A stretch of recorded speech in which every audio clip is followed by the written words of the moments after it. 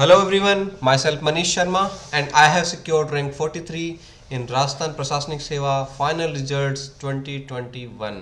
अब फिर मैं इंटरव्यू पे डिस्कस करूंगा। इंटरव्यू आरपीएससी ने इस बार काफ़ी समय लेके करवाए हैं, हालांकि एक महीने के अंदर करवाए जा सकते थे, लेकिन आरपीएससी की कार्यप्रणाली है, इन्होंने 4 से 5 महीने ले लिए इस इंटरव्यू को करवाने में। मेरा इंटरव्यू जो हुआ था वो मंजू शर्मा मैम के बोर्ड में हुआ था।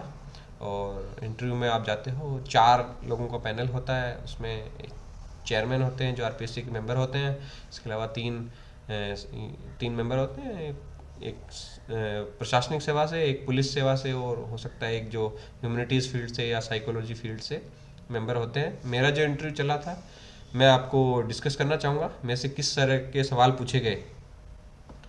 तो मैं एंटर हुआ तो मेरे से जो पहला ही सवाल पूछा वो उस दिन की जो न्यूज़पेपर की हाइलाइट्स थी, हेडलाइंस थी, उसके ऊपर मेरे को क्वेश्चन पूछा था। उस दिन न्यूज़पेपर में सीएम साहब ने विजन 2030 डॉक्यूमेंट्स रिलीज किया था एक दिन पहले, तो उसके ऊपर मुझसे क्वेश्चन पूछा था कि उसमें विजन डॉक्यूमेंट्स में वुमेंस के लिए क्या क्या है, और जनरली विजन 2030 डॉक्यूमेंट्स क्या है, उसमें गिग वर्कर्स के लिए क्या है, गिग वर्कर्स कौन होते हैं, और गिग वर्कर से रिलेटेड कोई लॉ या कोई स्कीम्स राजस्थान में है कि नहीं है।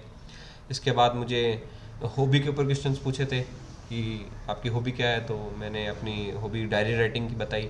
तो डायरी राइटिंग का मेरा पर्पस पूछा कि उसका मेरा क्या पर्पस है, तो मैंने अपना पर्पस बताया कि सेल्फ रिफ्लेक्शन है, उससे मेरी पर्सनैलिटी इंप्रूव होती है, मैं अपने को रिफ्लेक्ट करता हूँ डायरी के थ्रू।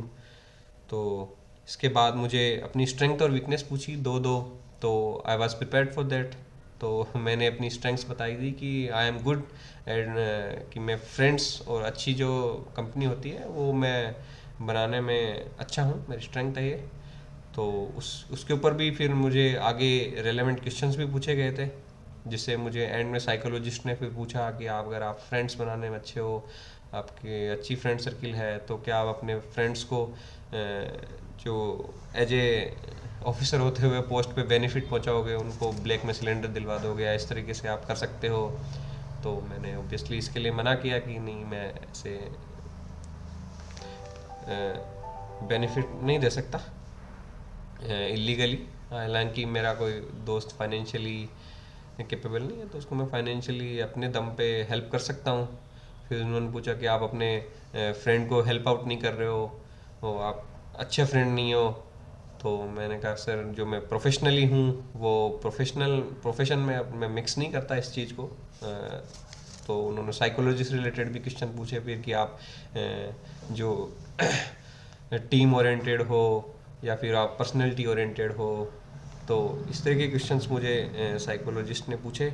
इसके अलावा मुझे जो मेंबर 1 थे उन्होंने फैक्चुअल क्वेश्चंस काफ़ी पूछे, उसमें स्पोर्ट्स से रिलेटेड उस टाइम में क्वेश्चन पूछे कि जो मैस्कट है वो उसका क्या नाम है। क्रिकेट वर्ल्ड कप उस टाइम चालू था, तो क्रिकेट वर्ल्ड कप के मैस्कट कौन है। इसके अलावा क्रिकेट वर्ल्ड कप में ऐसी कौन सी कंट्री है, प्लेइंग कंट्रीज़, जिसका एम्पायर वर्ल्ड कप में नहीं है।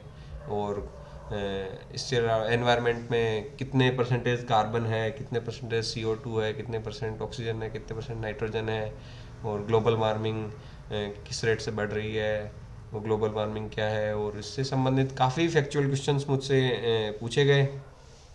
और स्पोर्ट्स में ही मेरे को उस टाइम एशियन गेम्स हुए थे, तो एशियन गेम्स में भी मिक्स डबल्स, उसमें जो मिक्स डबल में चैंपियन है उन दोनों के नाम बताओ। इस तरह के फैक्चुअल क्वेश्चंस भी काफ़ी पूछे गए। तो कई जगह मैंने गेस वर्क भी किया, और उसकी परमिशन भी नहीं ली इंटरव्यू में। मैंने तुक्के मार दिए और मैं होच पोच भी हो गया था। और साइकोलॉजिस्ट ने उसको भी मेरे को एंड में काउंटर किया कि आप तुक्के मार रहे हो, प्रशासन में आके आपको तुक्के मारना कहाँ तक सही लगता है, कहाँ तक जस्टिफाइड है। और इस तरह के साइकोलॉजिस्ट मेरे को काउंटर भी किया। मैंने जो गैस वर्क किया उसका, इनहेलेशन में कितने परसेंट ऑक्सीजन है, कितने परसेंटेज कार्बन है, इस तरीके के मेरे को क्वेश्चन पूछे गए। और फिर मेंबर 2 ने मुझको जो प्रेजेंट में मैं वर्किंग हूँ food and civil supply department में, उससे संबंधित मेरे को क्वेश्चन पूछे कि क्या कार्यप्रणाली क्या है food and civil supply department की।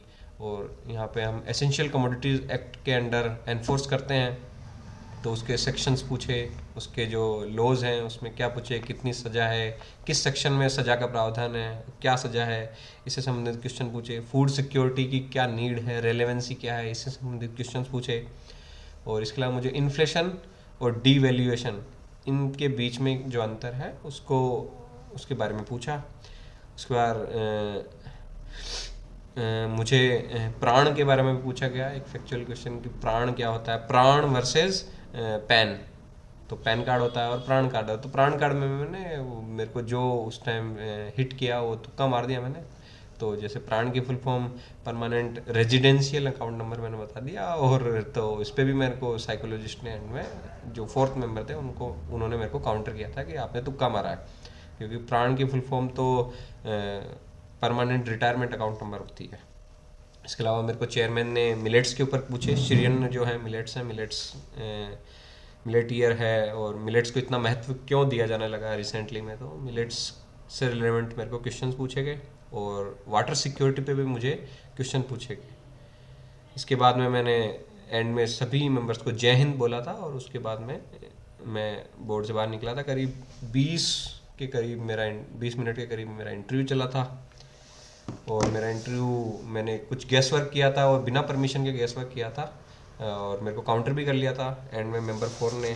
तो मेरे को आइडिया था कि मेरा इंटरव्यू ओवरऑल ठीक है, पर इसकी वजह से मेरे नंबर कट होंगे, और फाइनली मार्क्स में मेरे को रिफ्लेक्ट हुआ वो 61 मार्क्स मुझे दिए गए।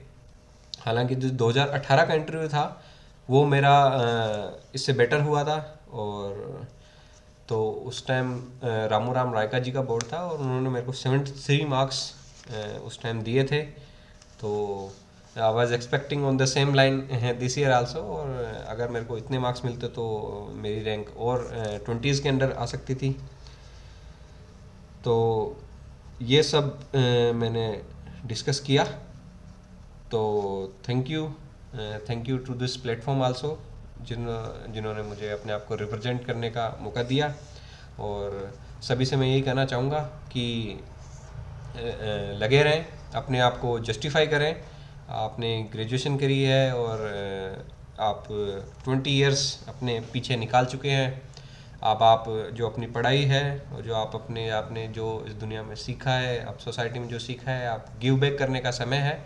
आप अपने आप को जस्टिफाई करो, और व्हाट बेटर देन राजस्थान प्रशासनिक सेवा और भारतीय प्रशासनिक सेवा देन दैट।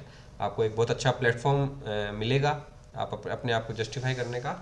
तो I wish you all the best and thank you.